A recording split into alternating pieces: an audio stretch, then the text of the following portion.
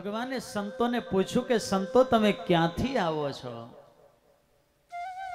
એ સમયે સંતો બોલ્યા કે પ્રભુ અમે ભરતખંડમાંથી આવીએ છીએ અને ભારત એવો મીઠો મધુરો શબ્દ જ્યાં ભગવાનના કર્ણપટલ સાથે અથડાયો ને ભગવાન એકદમ સચેત થઈ ગયા. અરે સંતો, શું તમે ભારતમાંથી આવો છો? હા પ્રભુ. અરે સંતો, ભારત એ તો મારો દેશ છે, જેના અનંત જન્મના પુણ્ય ઉદય થાય, જેના લલાટમાં અત્યંતિક કલ્યાણ લખાયેલું હોય ને એવા મોક્ષ ભાગી જીવાત્માને જ અમે ભારતની ભૂમિમાં જન્મ આપીએ છીએ. અહો અમીશામ કિમકારી શોભનમ. સ્વર્ગના દેવતાઓ પણ અમને પ્રાર્થના કરે છે કે પ્રભુ અમારા કંઈક પુણ્ય બાકી રહ્યા હોય તો પણ છેલ્લે ક્ષણ ભાગી પતંગિયાના રૂપે પણ અમને ભારતની ભૂમિમાં જન્મ આપજો. ખરેખર સંતો, ભારત છે ને એ તો મારો દેશ છે. વિશ્વના કોઈ દેશ વિશે ભગવાન આવું ક્યારેય બોલ્યા છે? ભગવાન નર નારાયણ ભારત વર્ષના મુમુક્ષુઓને માટે ત્યાં તપશ્ચર્યા કરે છે. તમને મનમાં પ્રશ્ન થાય કે ભગવાન જો આપણા માટે જ તપ કરતા હોય, ભારતવાસીઓ માટે જ જો તપ કરતા હોય તો બધા ધર્મના માર્ગે કેમ ચાલતા નથી? થાય ને પ્રશ્ન.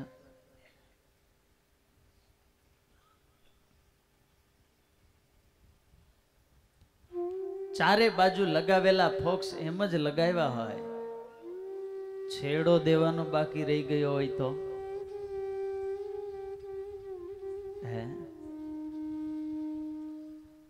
ફોક્સની અંદર પણ પ્રકાશ કરવાની ક્ષમતા છે અને વીજળીની અંદર પણ ફોક્સને શરૂ કરવાની ક્ષમતા છે, છતાં પણ જો જોડાણ ન થાય તો બંને વસ્તુ બરાબર હોવા છતાંય પ્રકાશ થતો નથી. ભગવાન મુમુક્ષુઓના કલ્યાણને માટે તપશ્ચર્યા કરે છે, પણ એ તપનું ફળ કોને મળે? તો કે જે ભગવાનના માર્ગે ચાલે છે, ભગવાનના માર્ગે ચાલવાનો પ્રયાસ કરે છે ને એને ફળ મળે. ભગવાનની કૃપા તો અખંડ વરસતી હોય, જોડાણ પણ હોય, પ્રવાહ પણ શરૂ હોય ને છતાં પણ ફોક્સ ન થાય તો ક્યારેક એવું પણ કારણ હોઈ શકે કે ફોક્સ ઉડી ગયેલો હોય. પ્રેમથી બોલો જય સ્વામિનારાયણ.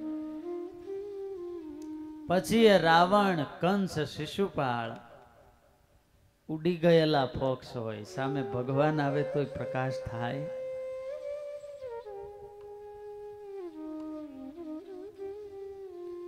આજે ભગવાન કહે છે કે સંતો, ભારત એ તો મારો દેશ છે.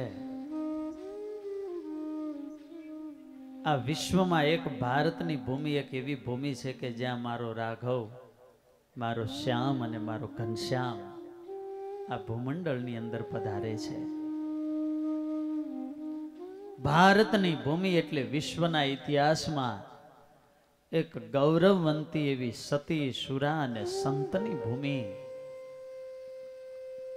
જે ભૂમિની અંદર ધ્રુવ, પ્રહલાદ, નચિકેતા, તુકારામ, નરસિંહ મહેતા, સુરદાસ, મીરાબાઈ જેવા પ્રભુમાં મગ્ન રહેનારા અનેક ભક્તો અને સંતો જન્મા છે. જ્યાં ત્યાગ અને વૈરાગ્યના વંટોળ વચ્ચે પણ ધર્મની ધજાઓ અવિચળ રહી છે, જ્ઞાનની ગંગાઓ પ્રવાહિત થતી રહી છે, એવી આ ભારતની ભૂમિ એટલે વિશ્વને માટે એક મહા સંસ્કૃતિની વિરાસત છે. ભારત એ વિશ્વરૂપ ભગવાનનું હૃદય છે. ઘણી વાર એમ થાય કે કળિયુગ આવ્યો, હળાહળ કળિયુગ આવ્યો, શું થશે? વિરાટ સ્વરૂપ વિશ્વરૂપ ભગવાનના હાથ પગ અંગરૂપ બીજા દેશો છે, પણ ભારત છે ને એ ભગવાનનું હૃદય છે. હાથ કપાઈ જાય તો માણસ જીવીતો, પગ કપાઈ જાય તો પણ જીવી શકે, પણ હૃદય બંધ પડી જાય તો હે.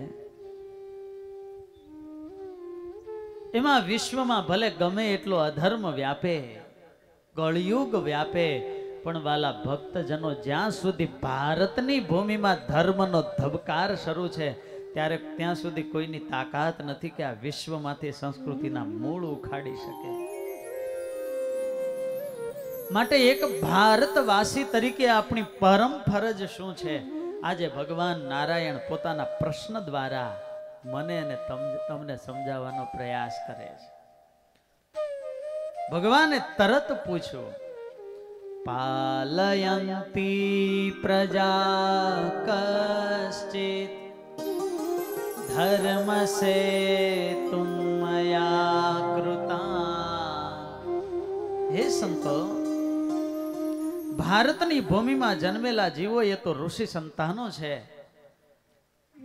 તો મારા સંતાનો મારી બાંધેલી ધર્મ મર્યાદાનું પાલન તો કરે છે ને.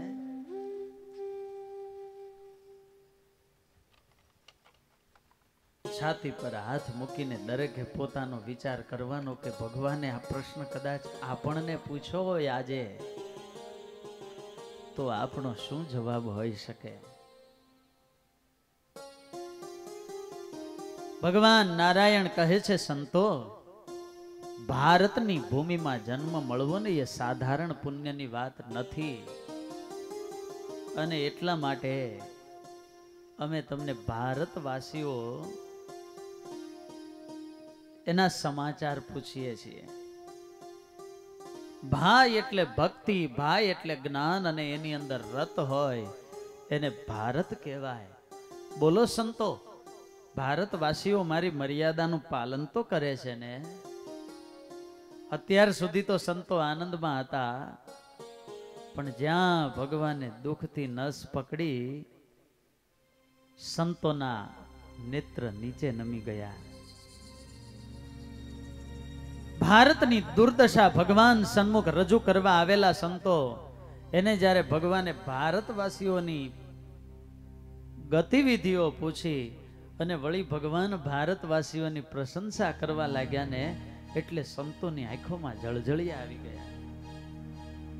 ભગવાન નારાયણ કહે છે, અરે સંતો, સંતો આ તમારી આંખોમાં આંસુડા કેમ દેખાય છે? બોલો સંતો, કઈક કારણ છે? સંતો મૌન બેઠા છે. સંતો, હું સાધુના હૃદયને જાણું છું. જો આનંદ સંત ફકીર કરે વો આનંદ નાહી અમીરી મેં. તમે તો સદાય આનંદમાં મગ્ન રહેનારા. ગ્રહસ્થ રડે એને પણ સાંત્વના આપનારાને આજે તમારી આંખોમાં આંસુ. નક્કી સંતો તમે બીજાના માટે રડતા હશો. બોલો સંતો, શું કારણ છે? ભગવાને ખૂબ પૂછ્યું ને ત્યારે સંતોએ કહ્યું છે, કૃપાનાથ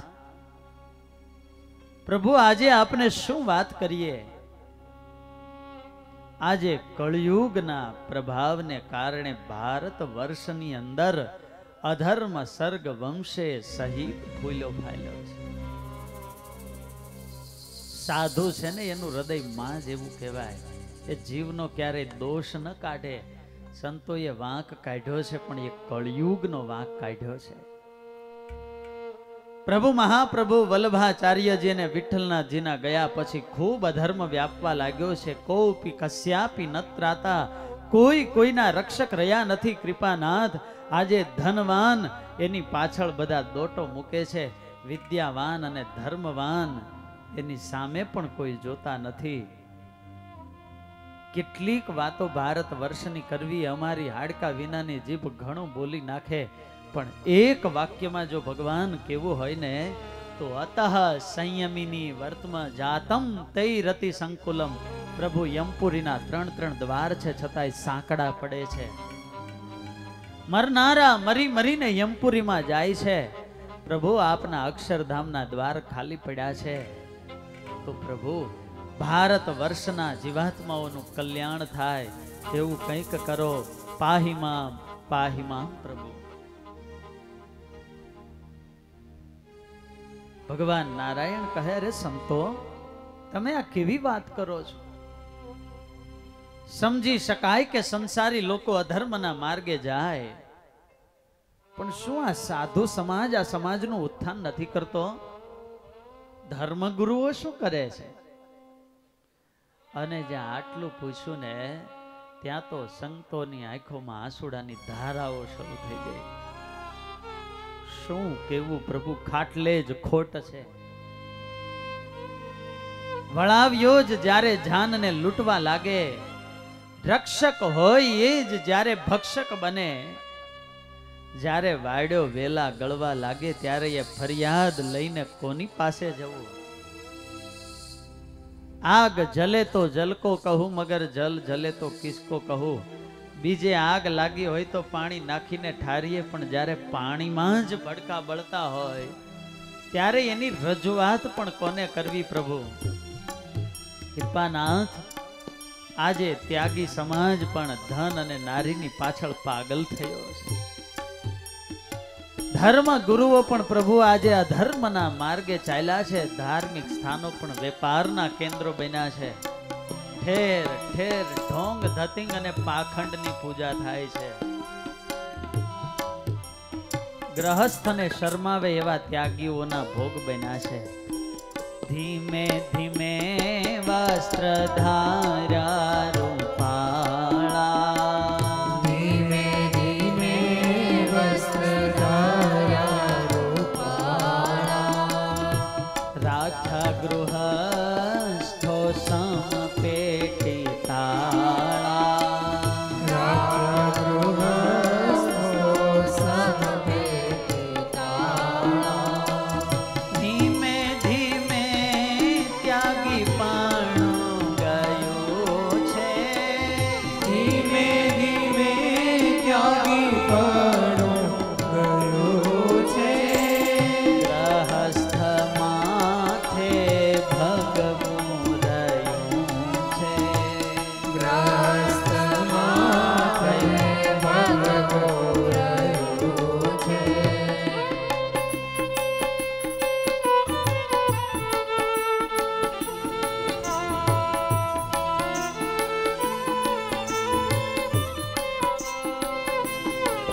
આજે કળયુગનો પ્રભાવ એવો છે પ્રભુ, વેશથી સાધુ રહ્યા છે, વેશતઃ સાધવઃ. બાકી તો આજે પાખંડે નિરતાઃ સંતઃ. પાખંડ ભરડો લઈને બેઠો છે. पाप का खंड उसको पाखंड बोलते हैं. आज सच्चे संत की प्रभु परिभाषा बदल गई है, और यही तो कलयुग का प्रभाव है. कहीं पर प्रश्न पूछे कि ये बड़ा आलीशान बंगला किसका है, तो जवाब सुनने को मिलता है त्यागी जी महाराज का. ये छोटे छोटे बच्चे किसके हैं, तो जवाब मिलता है ब्रह्मचारी जी महाराज के. और इतना शोर बकोर हल्ला कहाँ हो रहा है, तो जवाब सुनने को मिलता है मौनी बाबा के आश्रम में. आज तो कलयुग में वो ही संत बड़े जिसके मस्तक पे बड़ी बड़ी जटा हो, बड़ी बड़ी दाढ़ी और मूछ हो. जाके न खयरो जटा विशाला, जाके न करो जटा विशाला. सोई तपस प्रसिद्ध कलिकाला. सोई तपस प्रसिद्ध कलिकाला. सुंड लो जेना मस्तक पर मोटी जटा होय, आ कलयुगनी अंदर मोटा त्यागी ने मोटा महाराज कहेवाय छे. संतो आजे कलयुगનું વર્ણન કરે છે.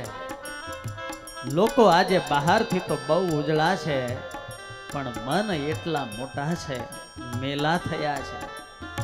નાઈ ધોઈને સ્વચ્છ કપડા પહેરીને બેઠા હોય, પણ અંતરની અંદર એવું કપટ ભર્યું હોય. કલી એટલે કલહનો યુગ. ઘેર ઘેર દંપતી નામ ચ કલકનમ. પતિ પત્નીને વચ્ચે ઝઘડાઓ ચાલે છે અને સમાધાન ભાઈ નહીં પણ શાળાઓ કરે છે, શાલકો બુદ્ધિદાયક. મદારી જેમ માકડાને રમાડે એમ આજે આ કળિયુગનો પ્રભાવ એવો છે કે નારીને વિવશ સંસાર વર્તે છે. નારી વિવશ નર સકલ ગોસાઈ,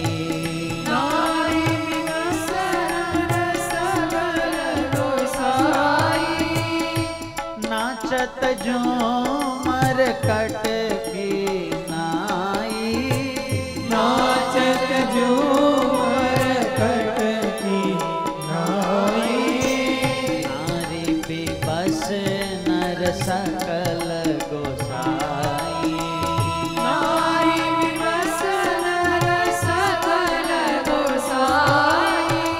આજે બસ આ જ પરિભાષા રહી છે. સ્ત્રીને વશ પુરુષો થયા છે. આમ તો એક ભાઈ એને એના મિત્રએ કહ્યું કે બહાર તો સિંહ થઈને ફરો છો, તો ઘરમાં જાઓ છો તો કેમ બકરી જેવા થઈ જાઓ છો? તો કે ના, હું ઘરમાં જાઉં ને તોય સિંહ છું. હવે રેવા દે, અમને ખ્યાલ છે. તો કે ના, સાચું કહું છું, ઘરમાં જાઓ ને તોય હું સિંહ જ છું, પણ સામે માતાજી આવી જાય છે. ક્યાં માં?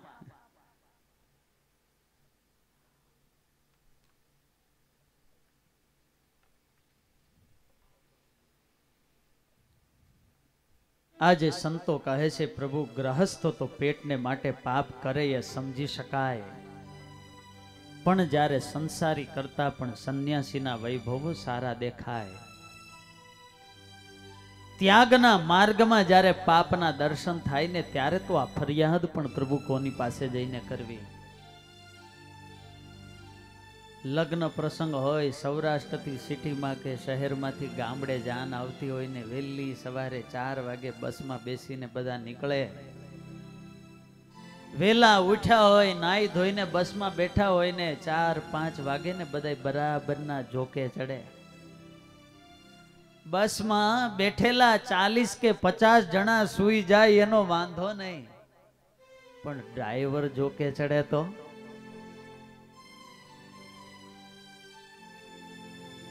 ત્યારે સમાજને સાચો માર્ગ દેખાડનારા ધર્મ ગુરુઓ જ પ્રભુ અધર્મના માર્ગે પ્રવર્તવા લાગ્યા છે. આ કળિયુગના પ્રભાવથી કોઈ રીતે પ્રભુ આ ભારત વર્ષનો ઉદ્ધાર કરો, એવું કંઈક કરો કે પ્રભુ આ દેશની પ્રજા બેઠી થાય. વાલા ભક્તજનો, આ 5 દિવસની કથા છે ને એ જીવન જાગૃતિનું પર્વ છે. સદગુરુ ગુણાતીતાનંદ સ્વામી કહે કે આકલા પડકારા કરનારા પણ જોઈએ. સૂતા હોય ને એને ઉઠાડે તો ઉઠે, પણ જે જાગતા સૂતા હોય એ ઉઠે? ત્યારે અમૃતની વૃષ્ટિ થઈ રહી છે ને એમાં એકાદ બૂંદનું જો પણ પાન થઈ જાય ને તો મને અને તમને અમરત્વ પ્રદાન કરે એવી આ દિવ્ય ભગવાનની પ્રેરણાદાયી કથાઓ છે. આજે સાધુ સંતો બધા ભારતની દુર્દશાનું વર્ણન કરી રહ્યા છે. સભામાં ઉદ્ધવજી બેઠા છે. શ્વેત દ્વીપથી ભગવાનના પિતા ધર્મદેવ અને મૂર્તિ દેવી પધાર્યા છે, એ પણ સભામાં વિરાજમાન છે.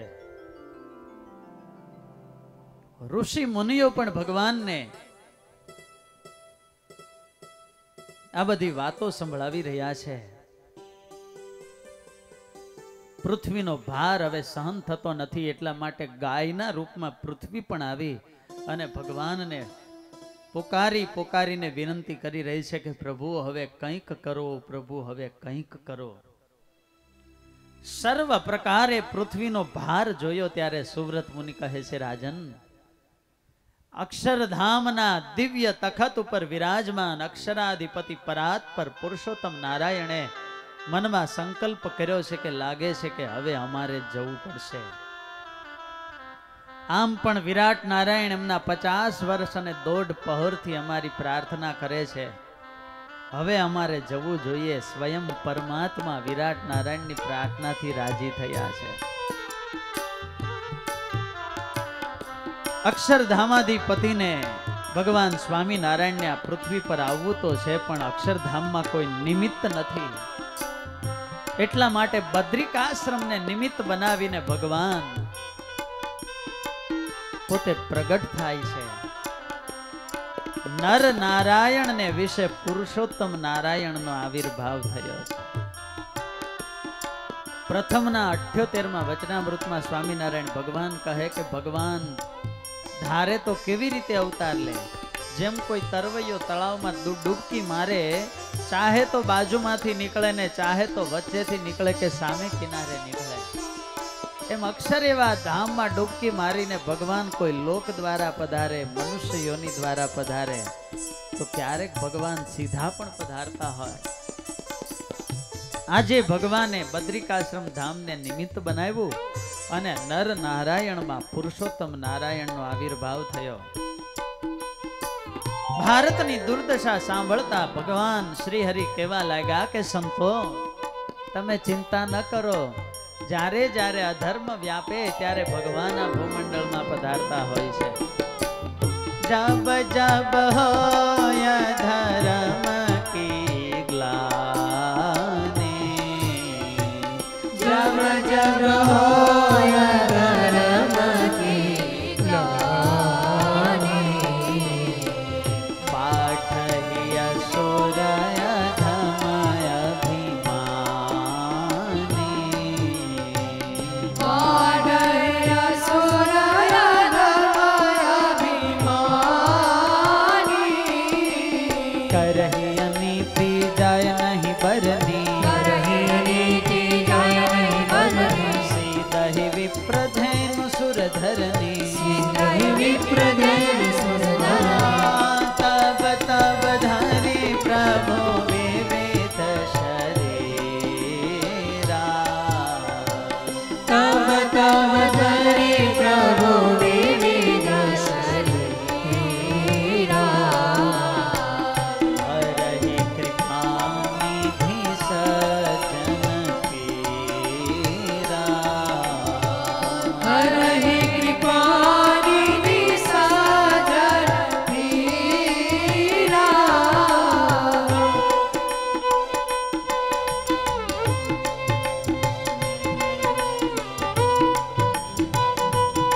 સુવ્રત મુનિ કહે છે રાજન, આજે અક્ષરાધિપતિ પુરુષોત્તમ નારાયણને આ ભૂમંડળમાં પધારવું છે અને એના માટે ભગવાને નિમિત્ત બનાવ્યા છે દુર્વાસા ઋષિને. નામ શું છે? દુર્વાસા. બધા ઋષિઓ ભગવાનની પાસે આવી ગયેલા પણ દુર્વાસા એક નહોતા પધાર્યા. એને મનમાં થયું હું દૂર રહી ગયો, હું પણ ભગવાનના દર્શન માટે જાઉં. ભારતના તીર્થોની યાત્રા કરી કૈલાસાધિપતિ ભગવાન શિવજીના દર્શન કરી અને દુર્વાસા ઋષિ બદ્રિકાશ્રમમાં આવ્યા છે. ગંગા નદીમાં સ્નાન કર્યું, છતાંય બરફનું પાણી પણ દુર્વાસાને ઠંડા પાડી શક્યું. આમ તો સંત હતા, છતાંય રુદ્રનો અંશાવતાર અત્રિ નંદન એની સામે જો સીધા ચાલે તો બધાય માટે સીધા, પણ કોઈ મર્યાદાનો ભંગ કરે તો ક્રોધ રૂપી હથિયાર તો સાથે જ રાખતા. ભગવાનના દર્શન માટે દુર્વાસા ઋષિ જાય છે ને દિલમાં ભાવના કરે છે કે મને ભગવાનના દર્શન થશે. હું આટલે દૂરથી એકલો બાકી છું ને આવો, મને જોશે ને એટલે ભગવાન કહેશે ઓ આવો આવો ઋષિરાય. ભગવાન મને કંઠમાંથી ફૂલની માળા કાઢીને પહેરાવશે. અરે મને જોઈને સંતો પણ રાજી થશે, આવો આવો દુર્વાસા એમ કહીને મને તો દુર્વાસા કહે પહેલી લાઈનમાં બેસાડશે, મને બોલાવશે, સ્વાગત કરશે. આમ ભાવનાઓ કરતા કરતા આવે છે. ભાવના કરવી એમાં વાંધો નહીં, પણ આગ્રહ ન રાખવો કે મને પેલી લાઈનમાં જ બેસાડે. કારણ કે પેલી લાઈન ફૂલ હોય તો કરવું શું, પછી દુર્વાસા વાળી થાય હો.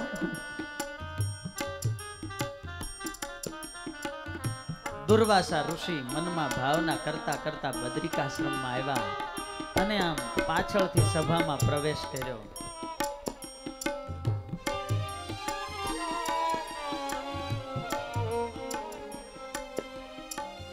વર્ષો પછી એકનો એક દીકરો વિદેશ યાત્રાથી પાછો આવ્યો હોય તો એની સાથે વાત કરવામાં બાપને સવાર કેમ પડી જાય ખબર રે. એમ આજે ભગવાનને વાલા દીકરા મળ્યા છે.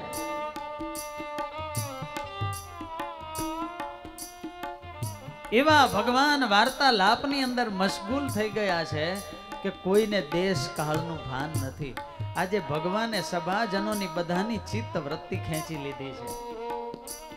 દુર્વાસા મુનિ પાછળ આવીને ઉભા રહ્યા, મનમાં વિચાર કરે કે હમણાં આવડી મોટી સભા છે, કોઈકની તો દ્રષ્ટિ પડશે ને, પણ આ તો ભગવાને ખેંચી લીધેલી દ્રષ્ટિ. હમણાં કોઈકનું ધ્યાન જશે, હમણાં કોઈકનું ધ્યાન જશે, હમણાં કોઈકનું ધ્યાન જશે. દુર્વાસા પાછળ ફરે છે. સુવ્રત મુનિ કહે, પ્રતાપસિંહ, આમને આમ બે ઘડીઓ વીતી ગઈ, કોઈએ દુર્વાસા સામે જોયું નહીં અને હવે ધીરે ધીરે દુર્વાસા મુનિની આંખોમાં રક્ત રેખાઓ ફૂટવા લાગી છે. આંખના ડોળા ધ્રુજવા લાગ્યા, ભ્રકુટી ફરકવા લાગી, હોઠ ધ્રુજારી લેવા લાગ્યા. 3.5 કરોડ રૂવાડા દુર્વાસાના ત્રાકની પેઠે ઉભા થઈ ગયા. આખું શરીર ધ્રુજારી લેવા લાગ્યું. જોતા તો એમ લાગે કે હમણાં દુર્વાસા મુનિ કેટલાય શાપ આપી દેશે. સભાજનોને સંબોધીને દુર્વાસા મુનિ કહેવા લાગ્યા છે, હે સભાજનો, તમે કાન ખોલીને સાંભળી લ્યો.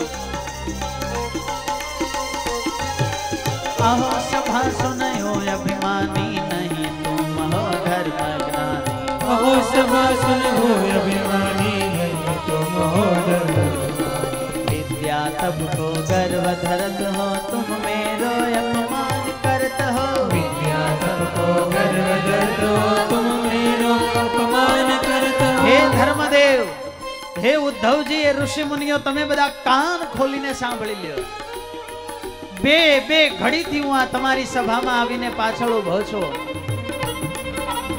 સમજી શકાય કે ભારત વર્ષ અધર્મના માર્ગે જાય, પણ એને દ્રષ્ટિ દેનારા, મર્યાદાઓ શીખવનારા તમે પણ આવી સામાન્ય મર્યાદાઓ ચૂકો છો. તમને આનું ફળ અવશ્યમેવ મળવું જોઈએ. અને આજે હું તમને બધાને શાપ આપું છું.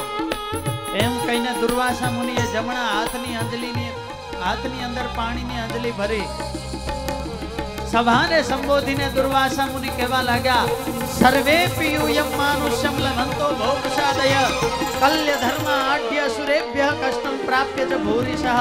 જાઓ તમે બધા ભરતખંડમાં જન્મ ધારણ કરો, કળયુગ અધર્મ અસુરો થકી ઘોર કષ્ટને પામો. જાઓ તમારે અન્નને અને દાંતને વેર થઈ જાઓ. અને આમ દુર્વાસા મુનિએ શાપ આપ્યો. શાંત જળનું મોટું સરોવર ભર્યું હોય ને એમાં પર્વત જેવો કોઈ મોટો પથ્થર ફેંકે ને સરોવર ખળભળી ઉઠે, એમાં આખી સભા ખળભળી ઉઠી. અને આમ જ્યાં પાછળ જોવે ત્યાં તો દુર્વાસા મુનિ ક્રોધના અંગારા વરસાવે. જોતા એમ લાગે કે હમણાં બીજા કેટલાય શાપ આપી દેશે. હિમાલયમાં હતા. હિમ એટલે બરફ અને આલય એટલે એનું ઘર. પણ એટલો ક્રોધ વ્યાપ્ત થયો કે જો એ ક્રોધને બહાર કાઢવામાં આવે તો એ બરફનું પાણી થવાને બદલે સીધી વરાળ થઈ જાય.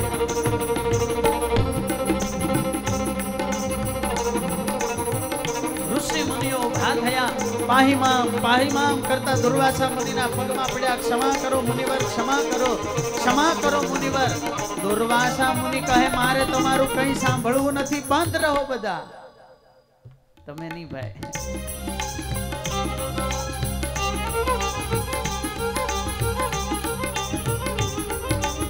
સળગતા અગ્નિની અંદર જેમ ઘી હોમે અને અગ્નિ વધારે પ્રજ્વલિત થાય, એમ દુર્વાસા મુનિનો ક્રોધ વધતો જાય.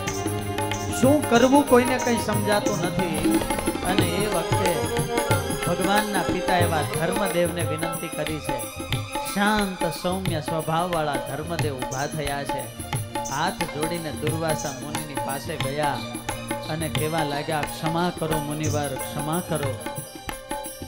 હે મુનિવર, આજે અમારાથી અપરાધ થયો છે. અમે જાણીએ છીએ મુનિવર, આપના જેવા મહાપુરુષનો ક્રોધ જીવોને માટે કૃપાનો ધોધ જ હોય. આમાં અંતે તો અમારું કંઈક હિત જ છુપાયેલું હોય, પણ છતાંય પરિસ્થિતિ જોતા એવું લાગે છે કે આજે કંઈક ઉતાવળ થઈ છે. માટે ક્ષમા કરો મુનિવર. સામાન્ય એવો જીવ અમારી સભામાં આવે તો પણ અમે એમનું ભવ્ય સ્વાગત કરીએ છીએ. આપના જેવા સંતને માટે તો સદ્યો જહ્યામ સર્વસ્વમ સ્વપ્રાણાનપી યત્કૃતે, અમારા પ્રાણ પાથરી દઈએ. પણ મુનિવર, અમને ખ્યાલ નહોતો, માટે કંઈક અનુગ્રહ કરો, કંઈક અનુગ્રહ કરો, કંઈક અનુગ્રહ કરો. એમ હાથ જોડીને ધર્મદેવ વિનંતી કરવા લાગ્યા છે. ધર્મદેવની આ વાત સાંભળી અને દુર્વાસા મુનિનો ક્રોધ ધીરે ધીરે ધીરે ધીરે ધીરે ધીરે શાંત થયો. દુર્વાસા મુનિ કહે છે, હે ધર્મદેવ, મારા જીવનનો આજે પ્રથમ પ્રસંગ એવો છે કે મારો ક્રોધ શાંત થયો હોય. તમારી વાત સાંભળતા તો એવું લાગે છે કે આજે મારાથી ઉતાવળ થઈ ગઈ છે. તીરમાંથી છૂટેલું જેમ બાણ પાછું ન આવે એમ મારા મુખમાંથી નીકળેલા શબ્દોને હું પણ પાછા વાળી શકતો નથી. માટે શાપ તો મિથ્યા નહીં થાય, પણ ધર્મદેવ જાઓ, આજે તમારા પર અનુગ્રહ કરું છું કે તમે બધાય ભરતખંડની અંદર જન્મ ધારણ કરશો. કળયુગ, અધર્મ, અસુરો આપને ખૂબ કષ્ટો આપશે, પણ ધર્મદેવ જાઓ, હું એટલો અનુગ્રહ કરું છું કે એ કષ્ટો થકી તમને મુકાવવા માટે ભારતની ભૂમિમાં ભાગવત એકાંતિક ધર્મનું સ્થાપન કરવા માટે જાઓ. ધર્મદેવ, પરાત્પર પુરુષોત્તમ નારાયણ તમારે ત્યાં બાળક બનીને પ્રગટ થશે.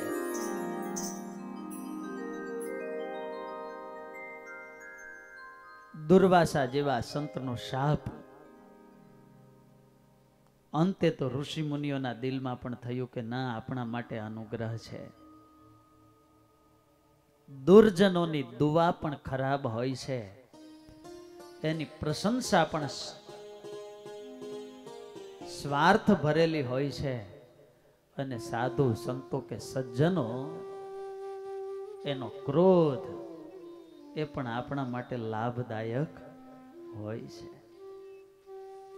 અમારે પૂજ્ય ગુરુ મહારાજ ઘણી વાર કહેતા હોય કે ઘડિયાળની ટીક ટીક એ માણસને સમયનો રાહ દેખાડે છે ને, એમ સાધુની ટક ટક છે ને એ આપણને જીવનનો રાહ દેખાડે છે.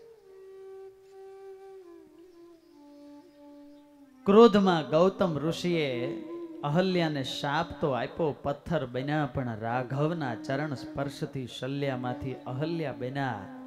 ત્યારે એમને થયું કે હે નાથ, ખરેખર આપનો શાપ નહોતો, પણ મારા પર અનુગ્રહ હતો. કાલીય નાગની ફણા પર જ્યારે ભગવાન શ્રી કૃષ્ણચંદ્ર પરમાત્મા નૃત્ય કરવા લાગ્યા ને એમની એક એક ફણાને લોહી લુહાણ કરી દંડ કર્યો, ત્યારે સૌભાગ્યની ભીખ માગતી નાગ કન્યાઓ ભગવાનને કહેવા લાગી કે હે પ્રભુ, આપનો રોષ પણ અમે તો માનીએ છીએ કે અમારા પતિ ઉપર પરમ અનુગ્રહ છે. માટે મોટા પુરુષોનો રોષ પણ જીવ માટે અનુગ્રહ રૂપ થતો હોય છે. હા, એટલું ધ્યાન રાખવાનું કે દુર્વાસા મુનિનો ક્રોધ તો આપણા માટે લાભદાયક થયો, એનાથી એ નથી શીખવાનું કે આપણે ક્રોધ કરીશું તો પણ કંઈક સારું થશે. પ્રેમથી બોલો જય સ્વામિનારાયણ. જાગો છો? ભાવ સે બોલો જય સ્વામિનારાયણ. પગ નીચે રેલો આવે છે હવે.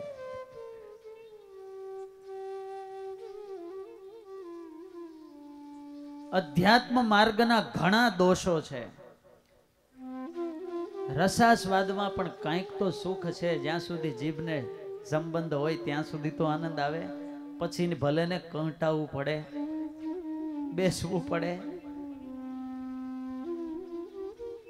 નેત્ર રૂપ જોવે છે, જ્યાં સુધી રૂપનો સંબંધ છે ત્યાં સુધી તો એને થોડોક આંશિક આનંદ આવે છે. દરેક દોષોની અંદર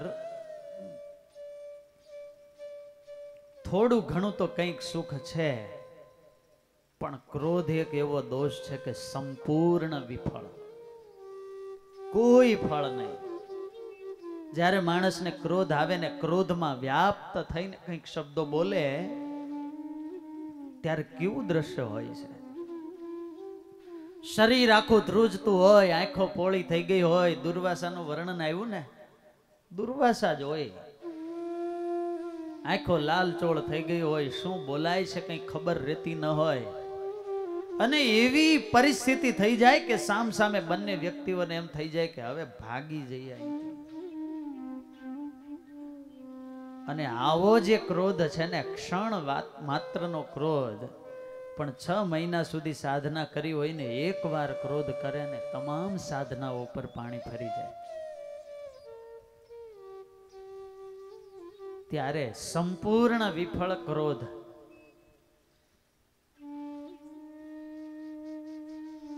ક્રોધની એક ક્ષણને પણ જો કાબુમાં લેવતા આવડી જાય ને તો પસ્તાવાના ઘણા દિવસો અને વર્ષો બચી જાય છે.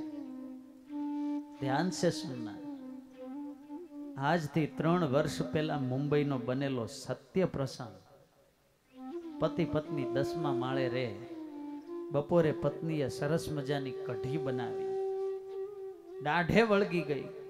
આ કઢી તું સાંજે મારા માટે રાખજે. સાંજે થાળી પીરસી, કઢી ક્યાં? તો કે મને ખ્યાલ ન રહ્યો ને મેં નાખી દીધી. અને એવા શબ્દ ભાઈ બોલ્યા, એક કઢી રાખી નથી શકતી તો તું શું કરે છે આખો દિવસ? આના કરતા 10મા માળેથી હેઠી પડી હોત તો સારું હતું. કોઈ દિવસ વિચાર આવ્યો નહોતો, પણ ક્રોધમાં વ્યાપ્ત થઈને શબ્દ બોલાઈ ગયો ને 10 મિનિટ પછી સમાચાર મળ્યા કે તમારા બેન 10મા માળેથી નીચે. બોલો લ્યો, એક ક્ષણ જો ક્રોધને કાબુમાં રાખ્યો હોત તો 100 વાર નહીં 1000 વાર કઢી બને. પણ હવે કઢીનો વઘાર કોણ બનાવી દે? ત્યારે ક્ષણ માત્રનો ક્રોધ કાબુમાં લેવાની કળાને એ જ ભક્તપણું છે. એંગર, યુવાનોને માટે એંગરનો સ્પેલિંગ, એંગર એટલે ક્રોધ, ANGER. એની આગળ માત્ર ડી લગાડી દો તો શું થઈ જાય? ડેન્જર. ક્રોધને જો કાબુમાં ન લેતા આવડે તો હંમેશા એનું પરિણામ ભયંકર જ હોય છે. ખરેખર ઘણીવાર એવી પરિસ્થિતિ બનતી હોય, આપણને એમ જ ખ્યાલ જ હોય કે આપણે સાચા જ છીએ. ખરેખર આપણું દિલ કહેતું હોય કે આપણે સાચા છીએ, તો આપણે ગુસ્સો કરવાની જરૂર જ નથી. કારણ કે આપણે તો જાણીએ છીએ ને શું સાચું શું ખોટું. અને જો આપણે ખોટા હોઈએ અને ક્રોધ કરતા હોઈએ તો આપણે ક્રોધ કરવાનો અધિકાર નથી. તો પછી ક્રોધ કરવો જ શા માટે? ક્રોધનું ફળ હંમેશા તમે જોયું છે? માણસ ક્રોધ કરે, ગરમ થાય ત્યારે તેને એમ લાગે કે મેં કહી દીધું, પણ એની અંતિમ ક્ષણ પસ્તાવાની હોય છે, અંતિમ ક્ષણ શરમની હોય છે. માટે કોઈ ક્રોધ કરે ને એને હાથ જોડીને વિનમ્રતાથી કહી દેવું કે please don't be angry, because I don't want to see you with shame. Please તમે ક્રોધ ન કરો, કારણ કે હું તમને શરમાયેલા જોવા માંગતો. દુર્વાસા મુનિને જ્યારે ખ્યાલ આવ્યો પછી તો એને પણ શરમ આવી. માટે ક્ષણવારના ક્રોધને કાબુમાં લઈએ તો એમાં જ આપણી મોટાઈ છે. એક સંત બેઠેલા,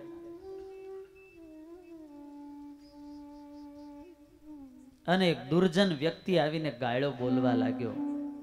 સંતને ગમે એમ કહેવા લાગ્યો, ઘણો સમય થયો સંત સાંભળે છે, કંઈ બોલતા નથી.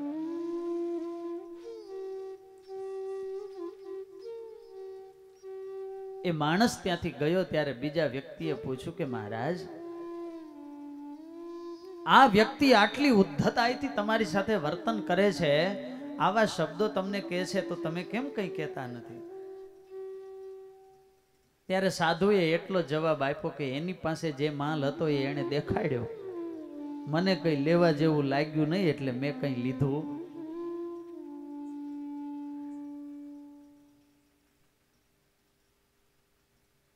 આ મુખ છે ને એ શોરૂમ છે. શોરૂમ ખોલે ને ત્યારે ખબર પડે કે ગોડાઉનમાં કેવો માલ ભર્યો છે. હો, યદા યદા મુંચતિ વાક્ય બાણમ તદા તદા જાતિ કુલ પ્રમાણમ.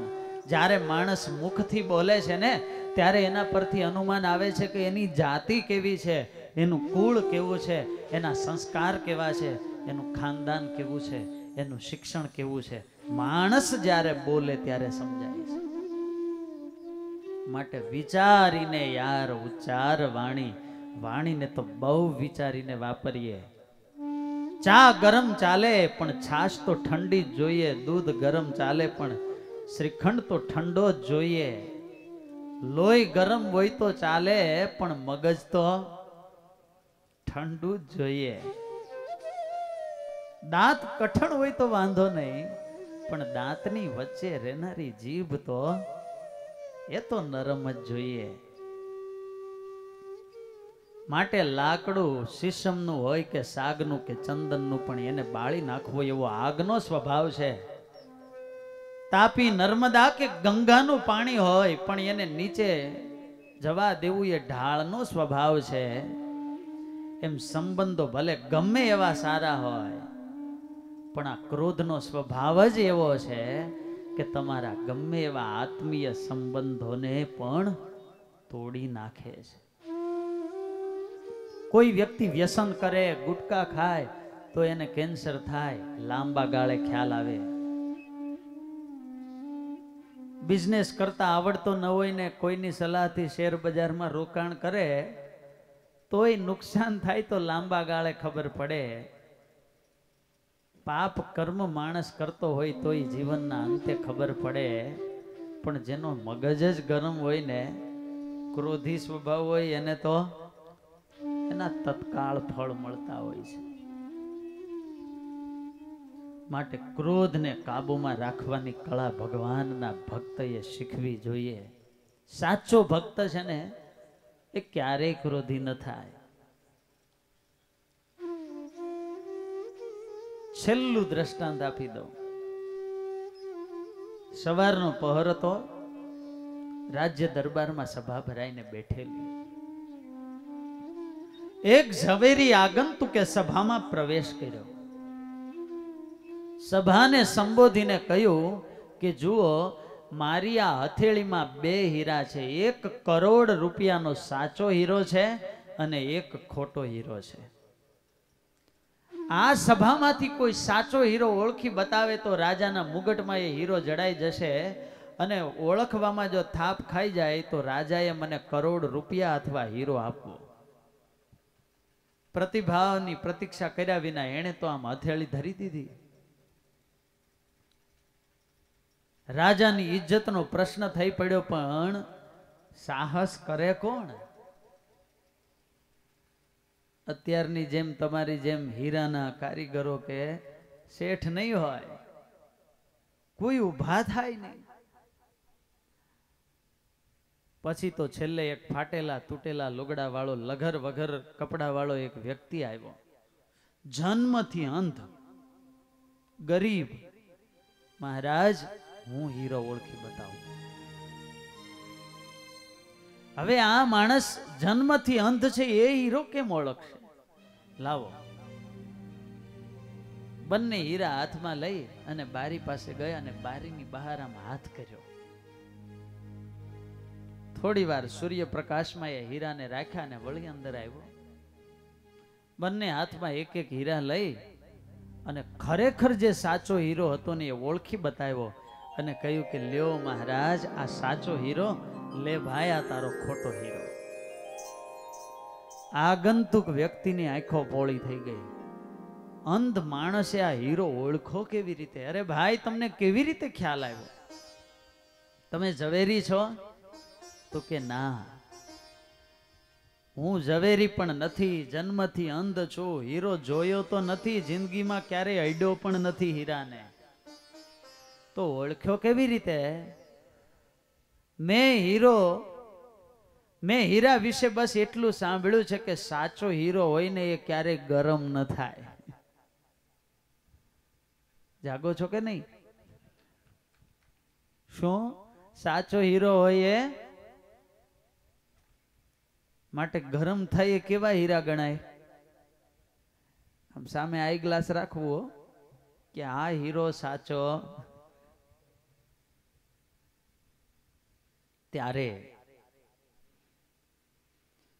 ક્રોધ કરવાનું કારણ કદાચ સાચું હોય તો પણ ક્રોધનું પરિણામ ક્યારેય સારું હોતું નથી. માટે ક્રોધ માટેના કારણોને આંખ સામે ન રાખવા કરતા એના પરિણામોને આંખ સામે રાખીએ કે આના પરિણામ કેવા કેવા આવે છે, અને તો માણસ ક્રોધથી પર થઈ શકે. આજે દુર્વાસા મુનિને પશ્ચાતાપ તો થયો છે. ભગવાનને વંદન કરીને ભારત વર્ષમાં ગયા. સુવ્રત મુનિ કહે, રાજન, આજે બદ્રીપતિ ભગવાન નારાયણ ઉદાસ થયા છે. મનમાં વિચાર કરે કે મારા બદ્રિકાશ્રમમાં આવી ઘટના બની, એનું કારણ શું? આ મારો આશ્રમ કે જ્યાં પશુઓ, પક્ષીઓ, પ્રાણીઓ પણ વેર ઝેરના સ્વભાવ ભૂલી જાય, અને મારા આશ્રમની અંદર દુર્વાસા મુનિએ શાપ આપ્યો ને આવી ઘટના બની. ઉદાસ થયા અને પછી ભગવાન નર નારાયણે ધ્યાન લગાવ્યું છે. પછી પ્રભુ બદરીશ જ્ઞાનવાન હરું નિજ મૂળ સ્વરૂપ કેરું ધ્યાન. પછી પ્રભુ બદરીશ જ્ઞાનવાન હરું નિજ મૂળ સ્વરૂપ કેરું ધ્યાન. પછી પ્રભુ બદરીશ જ્ઞાનવાન હરું નિજ મૂળ સ્વરૂપ કેરું ધ્યાન. પછી પ્રભુ બદરીશ જ્ઞાનવાન હરું નિજ મૂળ સ્વરૂપ કેરું ધ્યાન. વચન શ્રી પુરુષોત્તમે ઉચ્ચાર્યો, જન્મ ધરાનું નિમિત્ત આજ ધાર્યો. વચન શ્રી પુરુષોત્તમે ઉચ્ચાર્યો, જન્મ ધરાનું નિમિત્ત આજ ધાર્યો. જન્મ ધરાનું નિમિત્ત આજ ધાર્યો. જન્મ ધરાનું નિમિત્ત આજ ધાર્યો. ભગવાન નર નારાયણે ધ્યાન લગાવ્યું અને અક્ષરધામમાં ગયા. આ વાતની નોંધ સત્સંગી જીવનમાં નથી કરી, પણ હરિલીલા કલ્પતરુમાં, હરિલીલા મૃતમાં વિહારી લાલજી મહારાજ અને અચિંત્યાનંદ વર્ણીએ પણ આ વાતની નોંધ કરી છે. અક્ષરાધિપતિ પુરુષોત્તમ નારાયણ ભગવાન નર નારાયણને કહ્યું છે કે તમે ચિંતા ન કરો, આ બધું અમારી ઈચ્છાથી જ થયું છે. આવ્યા દુર્વાસા મારી ઈચ્છાએ. ભગવાન કહે છે દુર્વાસા આવ્યા એ પણ અમારી ઈચ્છાએ આવ્યા છે. એ આવી ન પામ્યા સન્માન કાયે, આપ્યો શાપ મેં ન વાર્યા તેને, બોલા જેમ મેં બોલાવ્યા તેને. આ બધું અમારી ઈચ્છાથી થયું છે. અમે જાણતા હતા કે દુર્વાસા મુનિ પાછળ આવ્યા છે, અને એટલા માટે તો અમે તમારી ચિત્ત વૃત્તિ ખેંચી લીધેલી. જો તમે એનું સ્વાગત કરો તો એ ક્રોધ કેમ કરે, અને જો એ ક્રોધ ન કરે તો અમને શાપ કેમ મળે? અમને તો દેખાતા હતા છતાં પણ અમે એનું સામે ન જોયું. એનું પણ એક કારણ હતું કે અમે એના પર કરુણામય દ્રષ્ટિ કરીએ તો પછી એ ક્રોધ ન કરી શકે. માટે જેમ અમે બોલાવ્યા ને એમ જ દુર્વાસા મુનિ બોલ્યા છે. માટે તમે ઋષિ મુનિઓને કહો કે યોગ્ય સમયે ભરતખંડની અંદર સારા માતા પિતાને ત્યાં જન્મ ધારણ કરે. હવે દુર્વાસા મુનિનું પાત્ર સમજવા જેવું છે. ફરીવાર પહેલી દ્રષ્ટિએ આપણને એમ લાગે, અને લગભગ આપણે એમ જ માનતા હોઈએ, દુર્વાસા એટલે પ્રેમ સે બોલો જય સ્વામિનારાયણ. સમુદ્ર મંથનની કથા હોય કે અન્ય અવતારોની કથા, લગભગ શાપ આપવામાં ભગવાન નિમિત્ત બનાવે છે દુર્વાસાને. દુર્વાસા મુનિ એક એવા દયાળુ ને કરુણામય મમતા વાળા સંત છે કે ભારત વર્ષની કે ભક્ત સમુદાયની પીડાને જોઈ શકતા નથી. ભગવાનને આ ભૂમંડળમાં લાવવા હોય તો કંઈક એવા નિમિત્ત ઊભા કરવા પડે, અને એટલા માટે દુર્વાસા મુનિ શાપ આપે. પોતે સંત છે, પોતે જાણે છે કે હું શાપ આપીશ તો જગત તો કાયમ મારી નિંદા જ કરવાનું છે, પણ મારા એકના બલિદાને કરીને જો લાખો અને કરોડોનું રૂડું થતું હોય તો મારી જાતનું બલિદાન કરવા માટે હું તૈયાર છું. આ સમર્પણ ભાવ દુર્વાસા મુનિનો છે. જે આગેવાન હોય, વડીલ હોય, મોટા પુરુષો હોય, ઘરના મોભી હોય, એનું કાયમને માટે આ જ પાત્ર હોય છે. વ્યવહારની અંદર એમને તો પોતાના વ્યક્તિત્વને હંમેશા બલિદાન જ કરવાનું હોય છે. જેને મરી જવું હોય ને એ થોડું ઝેર પીવે ને તો ચાલે, પણ જેને લાંબુ જીવવું હોય ને એને તો ઘડાના ઘડા ઝેર પીવું પડે હો. કારણ કે જો પીવાનું બંધ કરી દે, સહન કરવાનું બંધ કરી દે તો એ જ સમયે તિરાડ પડે. માટે કોઈ સમાજ, કોઈ મોટા પરિવારને એક સાથે જોડી અને કોઈ મોભી કે વડીલ વ્યક્તિ આગળ ચાલતા હોય ને ત્યારે એની કરુણાને ધન્યવાદ આપવા પડે. કુશળતા જ એની છે. પરિવારને એક રાખવા માટે મોભીને શું કરવું પડે? બસ સહન કરવું પડે. જે જાજુ સહન કરી શકે, પાછળના લોકોના કે નાના વ્યક્તિઓના સ્વભાવને પી શકે, સ્વભાવને સમજી શકે, સ્વભાવને ખમી શકે, તો વ્યક્તિ પણ એની સાથે જોડાયેલા રહે છે, સમર્પિત થઈને રહે છે. માટે વડીલોએ, મોટા પુરુષોએ તો હંમેશા પોતાના વ્યક્તિત્વનું બલિદાન જ આપવાનું હોય છે. ભારત આઝાદ થયું ને ત્યારે પ્રશ્ન થયો કે વડાપ્રધાન કોણ? 99% મત સરદાર વલ્લભભાઈ પટેલના ખાતામાં હતા. 1% સમુદાય એવો હતો કે જે જવાહરલાલ નહેરુને વડાપ્રધાન તરીકે સ્વીકારવા તૈયાર હતો. પણ એમણે ગાંધીજીને સ્પષ્ટ શબ્દોમાં કહ્યું કે જો મને વડાપ્રધાન ન બનાવ્યો તો ભારતમાં ફરીવાર વિપ્લવ ફાટી નીકળશે. આઝાદીના કરાર થયેલા ફાઇલો બધી એની પાસે, અને એટલા માટે ગાંધીજીએ સરદાર વલ્લભભાઈને વાત કરી કે નહેરુ આવું કહે છે, શું કરીશું? વલ્લભભાઈએ બહુ સરસ જવાબ આપ્યો કે બાપુ, આપણે એકતા માટે તો આ આઝાદીની લડત લડ્યા છીએ. મારા પદના સમર્પણથી જો આ ભારત દેશ એક રહેતો હોય ને તો હું મારું વડાપ્રધાન પદ છોડવા માટે તૈયાર છું. ગૃહપ્રધાનનું પદ સ્વીકારીને અખંડ ભારત કરવા માટે પછી એ નીકળી ગયા. શીખ ધર્મના ગુરુ તેગ બહાદુર થયા. એ વખતે મુગલ સામ્રાજ્ય હતું, ડરતા માત્ર શીખોથી. બ્રાહ્મણોને મારે, શિખા સૂત્રને તોડે, હિન્દુ મંદિરોને, મૂર્તિઓને તોડે, શિવલિંગના પગથિયા બનાવે અને આગ્રાની બજારના ભાવ એ કેટલી હિન્દુ મંદિરની મૂર્તિઓ તૂટી છે એના આધારે નક્કી થતા. અને એ વખતે દુખી બ્રાહ્મણ સમુદાય શીખ ધર્મગુરુ તેગ બહાદુરની પાસે આવ્યો, કહ્યું કે આ ભારત વર્ષમાં અમારી સંસ્કૃતિ જીવે એના માટે કંઈક કરો. તેગ બહાદુર બહુ વિચક્ષણ પુરુષ હતા, એટલું જ બોલ્યા કે એકનું માથું માગે છે. કોઈ મોટા કાર્યની અંદર સમર્પણની જરૂર હોય છે ને એમાં પણ દરેક વ્યક્તિએ પોતાના ભાગનું સમર્પણ આપવા માટે તૈયાર રહેવું જોઈએ, તો જ કોઈ મોટું કાર્ય થતું હોય છે.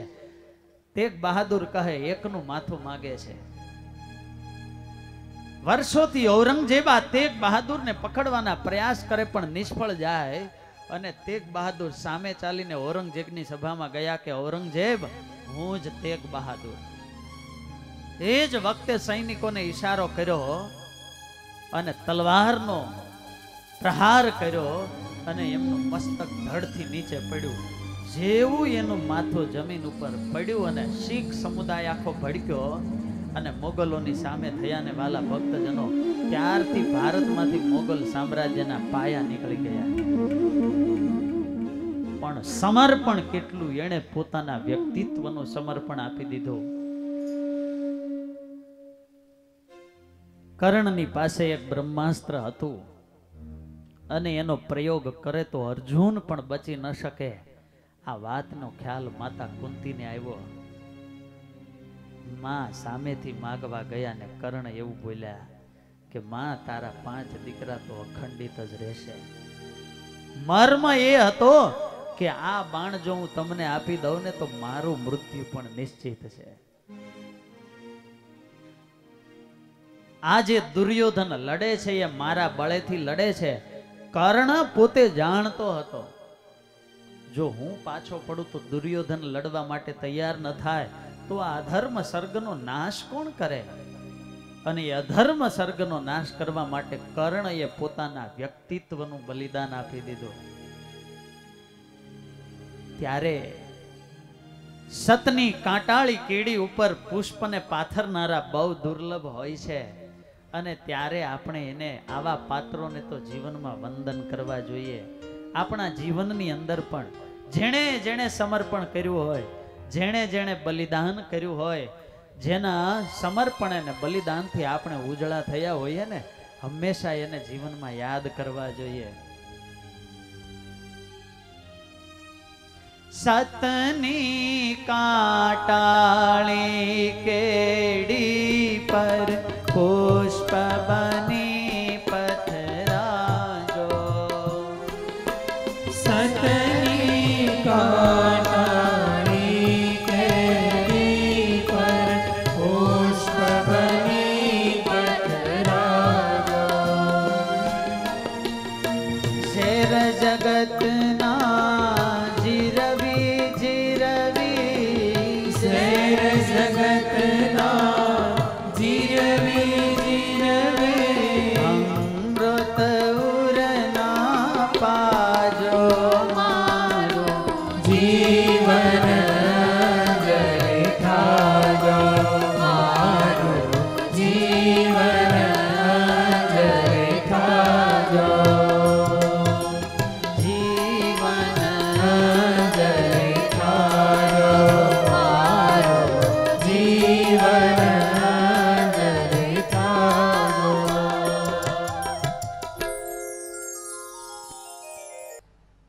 આજે દુર્વાસા મુનિ ભગવાનના દર્શન કરીને ત્યાંથી કૈલાસ બાજુ ગયા છે.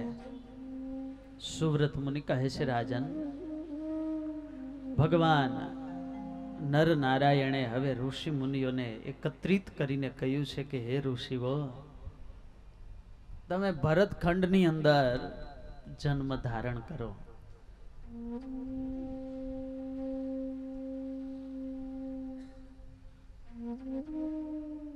હે ઉદ્ધવજી,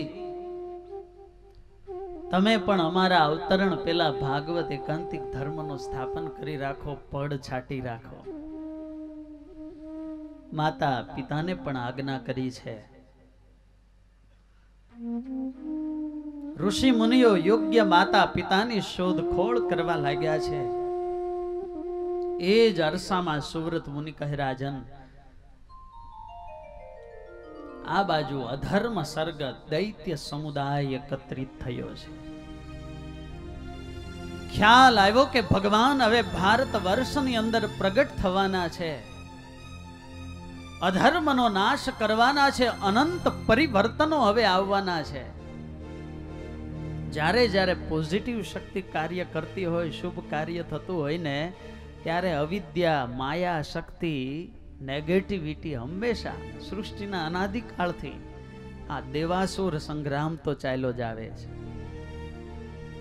ત્યારે હતો ને આજે નથી એમ નથી, આજે પણ એમ જ હોય છે. શુભ કાર્ય કરે એટલે એની પાછળ કોઈ તો અગ્નિમાં હાડકા નાખનારા હોય ને હોય જ. અસુરોએ મીટિંગ કરી. પૂર્વે ભગવાન શ્રી કૃષ્ણ એમના હાથે જે અસુરો નહોતા મરાયા, અને એ બધાએ વિચાર કર્યો કે ભગવાન જો પ્રગટ થવાના હોય તો હવે તો આપણે ભરતખંડમાં જઈને અધર્મનો વ્યાપ કરવો જોઈએ. ભગવાનને સૌથી વધારે શું વાલું છે? તો કે ભગવાનને ધર્મ વાલો છે. આપણે જઈ અને ધર્મને જ અધર્મમાં ફેરવી દઈએ. બીજું તો કે ઠાકોરજીને એના ભક્તો અને સંતો બહુ વાલા છે, તો આપણે એમને ખૂબ પરેશાન કરીએ ને પીડા આપીએ. જ્યારે સામ્રાજ્ય જ અધર્મનું સર્જાઈ જશે, પછી ભગવાન આવશે ને તો પણ એનું કંઈ ઉપજશે નહીં. અને હંમેશા દુર્જનો સક્રિય જ હોય. પ્રેમથી બોલો જય સ્વામિનારાયણ. કારણ કે એ જાણે છે કે આપણે વ્યક્તિગત તો ઝીરો છીએ, ભેળા થઈએ તો જ હીરો બનીએ એમ. એટલે દુર્જનોનું હંમેશા શું હોય? સંગઠન જ હોય.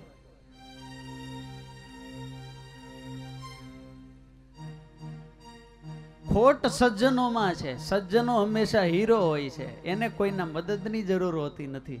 એટલે સજ્જનોનું સંગઠન હોતું. ઘણીવાર એમ વાતો કરે કે કળિયુગ આવ્યો, કળિયુગ આવ્યો. અરે કઈ કળિયુગ નથી આવ્યો. દુર્જનો વધ્યા, કઈ નથી વધ્યું. અરે સજ્જનો નિષ્ક્રિય બન્યા છે ને, એટલે દુર્જનો વધતા હોય એવું દેખાય છે. સદવિચારને અમલમાં મૂકીને સજ્જનોના જો સંગઠન બને ને, તો દુર્જનોની પણ તાકાત નથી. અસુરપણું ઢાંકવા માટે બધાએ યુક્તિ કરી કે સારામાં સારો ઉપાય એ છે કે આપણે દેવ દેવીની દીક્ષા ધારણ કરી લઈએ. લોકો આપણને ગુરુ માનશે ને પછી આપણું કાર્ય થશે. આ ધર્મની ચાદર એવી છે કે ધારે એટલો અધર્મ આની અંદર વધી શકે. બીજે તો કોઈ કલ્પના કરે, પણ જ્યાં ધર્મ હોય, ભગવું હોય, ત્યાં કોઈ કલ્પના કરે? એ તો આસ્થાનું કેન્દ્ર છે, અને ત્યાં જ અધર્મ વધારે વ્યાપતો હોય છે. જો સારી પરંપરા મળી નથી, જીવનમાં સારા ગુરુ મળ્યા નથી ને યોગ્ય અનુશાસન નથી મળ્યું, અને એ જો ધર્મ ગુરુ બને ને તો પોતાની પાછળ હજારો અને લાખો મુમુક્ષુઓને પણ ભૂલા પાડતા હોય છે. અંતે તો માણસ એની અંદર જે પડેલી વૃત્તિઓ છે એનું જ પ્રવર્તન કરતો હોય છે. સત્તા કે ખુરશી કોઈ વ્યક્તિને મહાન બનાવતી નથી. મહાનતા તો એની આંતર વૃત્તિઓ બનાવે છે. સાધુ સંતોના રૂપ ધારણ કર્યા અને એ ધર્મ ગુરુઓ જ અધર્મ પ્રવર્તાવવા લાગ્યા. હે ઘોર કળિકાળના દોર છોટાય અને દુષ્ટતાનું બધે જોર વ્યાપો. હે ભક્તિ સધર્મના માર્ગ રૂંધે દીધા, કર્મ નિષ્કામનો મૂળ કાઢો. હે વેદ સત શાસ્ત્રના અર્થ અવળા કર્યા, પંડિતે પાપ માર્ગે જઈને. વેદો સતશાસ્ત્રો એના અર્થ અવળા કરવા લાગ્યા. મદ્ય માંસ મૈથુન મત્સ્ય પંચ મકારને જ મોક્ષના સાધન દેખાડવા લાગ્યા. અને અધર્મ માર્ગ પાપ માર્ગને ધર્મ દેખાડે તો એ માર્ગે તો ચાલવું બધાને બહુ સહેલું છે. જીવ પ્રાણી માત્રની વૃત્તિ નીચે જાય છે. ચાલવાનો, ચડવાનો ને ઉતરવાનો 3 માર્ગ હોય તો ગમે કયો નીચે ઉતરવાનો. આપણને કીધું હોય તો, જો કે તમને તો કઈ સંકલ્પ ન થાય, પણ શાસ્ત્રમાં લખ્યું જ હોય કે દારૂ પીવાથી કલ્યાણ થાય, પછી કોઈ બાકી રાખે હે? જીવની હીન વૃત્તિઓને જ્યારે શાસ્ત્રો પોષણ આપે ત્યારે તો એ 16 કળાએ ખીલતી હોય છે. અને દેહ પુષ્ટિ કેમ થાય એવો પાપ માર્ગ એનું પ્રવર્તન કરવા લાગ્યા. અને આને જ કહેવાય અસુરો. અસુરોને કઈ શિંગડા જ હોવા જોઈએ એમ નહીં. અસુષુ રમંતે પ્રાણઃ યસ્ય તે અસુરાઃ. અસુ એટલે આ શરીર. બસ આ શરીર કેન્દ્રિત વૃત્તિ હોય, શરીરને લાલન પાલન કેમ કરવું એટલામાં જ જો વૃત્તિ હોય, દેહાત્મવાદીનઃ ચાર્વાકાઃ. બસ આ દેહ છે એ જ આત્મા છે, માટે એને લાડ લડાવો ને એ જ મુક્તિ. મનજીભાઈ, હવે એ તો અસુરનો મત થયો.